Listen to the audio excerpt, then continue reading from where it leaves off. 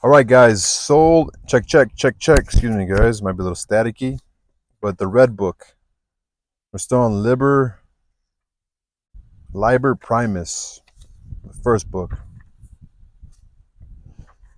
So this one is called Soul and God. I am weary. My soul, my wandering has lasted too long. My search for myself outside of myself. So speaking to his soul, you announced yourself to me in advance in dreams. Um, This parable about refining the soul, my friends, is meant to show you that you have only seen me as half a man since my soul had lost me.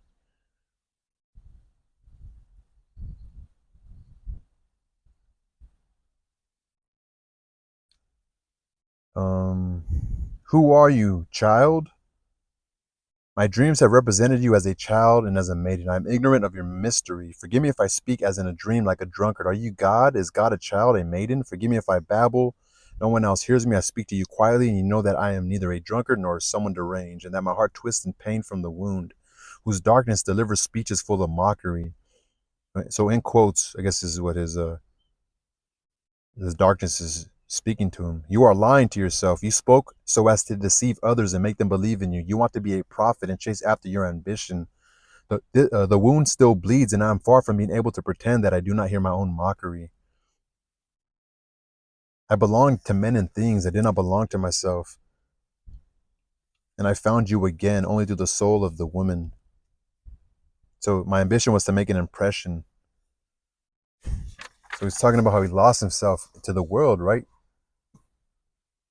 To the depths of things, like the depths of worldly things. Remember, so this far he's having this. I don't know what the word is. Existential. I'm using existential as like he's having this crisis, like a reality check. The nature is humbling him. And I can relate to that. It humbles me every day. But so I think he's. I'm curious to what actually happened. What uncertainty occurred? What sort of dangerous scenario occurred? Does he have enemies? Did somebody come up to him and make him try to tell him like, hey man, what you're teaching is dangerous, or we don't like what you're teaching, or did he looking around people don't really like him? Like when you're like at success with anything, sometimes where people's call like it's like the Jesus thing, right?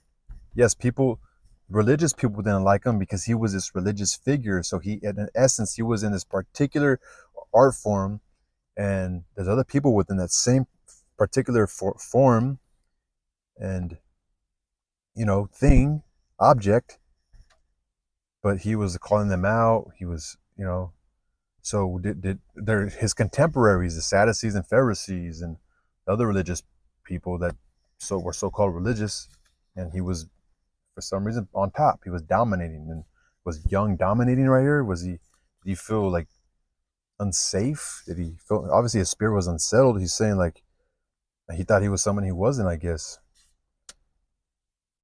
So it's almost as if he was speaking to the Holy Spirit. I have a little note right here. How strange it sounds to me to call you a child, you who still hold the all without end in your hand. I went on the way of the day, and you went invisibly with me, putting the pieces together meaningfully, letting me see the whole and each part. You took away where I thought to take hold, and you gave me where I did not expect anything. And time and again, you brought about fate from new and unexpected quarters. Where I sowed, you robbed me of the harvest, and where I did not sow, you give me fruit a hundredfold. And time and again, I lost the path and found it again where I would never have foreseen it. You upheld my belief when I was alone and near despair. At every decisive moment, you let me believe in myself. So, yeah, I just felt like he was speaking to some sort of spirit, kind of analogous to the Holy Spirit in the Christian realm. The spirit of this time is your measure. He's telling people the spirit of this time is your like you live for the spirit of the world of this time, but the spirit of the depths surpasses it at both ends. So a little note. How impetuous and how egotistic my passion was, subjugated by all the demons of ambition, the desire for glory, greed, uncharitableness, and zeal. So again, I think he's like in his 30s right here, maybe early 40s. So he's definitely like coming out of maybe this trailblazing moment when you're so focused on life. That's why I want to be a psychologist or psychiatrist. I want to be able to counsel people that are high achievers to sort of have a support system or like so they can understand and see maybe their behavior and have someone to talk to The knowledge of the heart is in no book and is not to be found in the mouth of any teacher, but grows out of you like the green seed from the dark earth. So again, back from the first parts we've been reading, I've been doing these videos. The idea, like, it's not in me, it's not in any teaching, it's within you. The knowledge of the heart, it's not in any book. Remember, he wrote a lot. So imagine having that belief in yourself that I have the answers, right? How can I attain the knowledge of the heart? You can attain this knowledge only by living your life to the full. You live your life fully if you also live what you have never yet lived, but have left for others to live or to think. You will say, but I cannot live or think everything that others live or think. But you should say, the life that I could still live, I should live, and the thoughts that I could still think, I should think.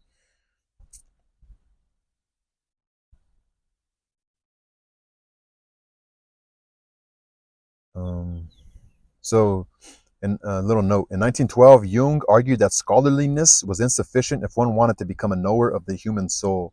To do this, one had to hang up exact science and put away the scholar's gown, to say farewell to his study and wander with human heart through the world, through the horror of prisons, madhouses, and hospitals, through drab suburban pubs and brothels and gambling dens, through the salons of elegant society, the stock exchanges, the socialist meetings, the churches, the revivals and ecstasies of the sex, to experience love, hate, and passion in every form in one's body.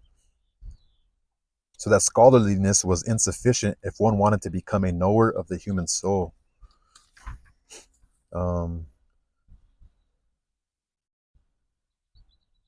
so the knowledge of your heart is how your heart is. From a cunning heart, you will know cunning. From a good heart, you will know goodness.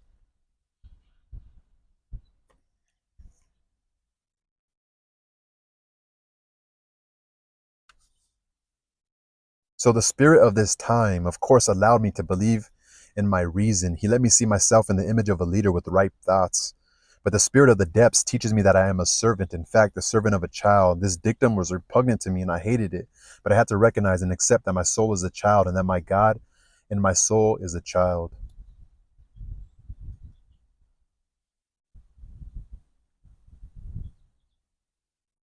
And then in 1931, Jung commented on the pathogenic consequences of the unlived life of parents upon their children.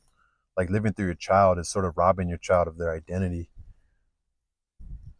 So I guess he was one of the first people to say that.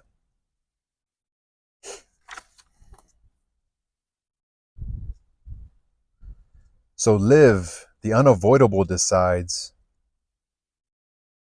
The spirit of the depths taught me that my life is encompassed by the divine child. From his hand, everything unexpected came to me, everything living. This child is what I feel as an eternally springing youth in me.